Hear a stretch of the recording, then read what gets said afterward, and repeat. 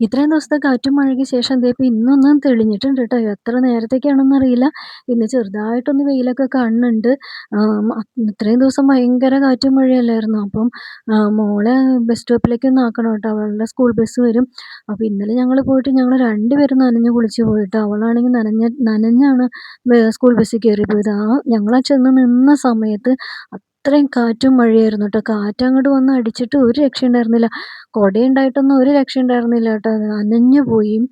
അപ്പൊ മോൻ ടൂറ് പോയേക്കാണ് ട്ടോ. അപ്പൊ അത് കാരണമാണ് അവളെ ഒന്ന് ബസ് സ്റ്റോപ്പിലേക്ക് ആക്കി കൊടുക്കേണ്ടത്. പിന്നെ ദേ രാവിലെ ഇന്ന് പുട്ടും ചെറുപയറും ഉണ്ടാക്കി. രാവിലത്തെ ചായക്ക് ചായ റെഡിയാക്കി. പിന്നെ ലഞ്ച് ബോക്സിന് മുട്ട ഓംലെറ്റും തക്കാളി വഴറ്റിയതാണ്. പിന്നെ ചെറുപയറും വെച്ചിട്ടുണ്ട്. പിന്നെ ചാറുകറിയൊന്നും ഉണ്ടാക്കിയില്ല. പിന്നെ ദേ എൻ്റെ കുളിയൊക്കെ കഴിഞ്ഞിട്ട് പിന്നെ ഞാൻ അവളെ ഒന്ന് ബസ് സ്റ്റോപ്പിലേക്ക് ആക്കാൻ പോവാണ്. അപ്പം ചേട്ടനും റെഡിയായി ഓഫീസിലേക്ക് പോയി.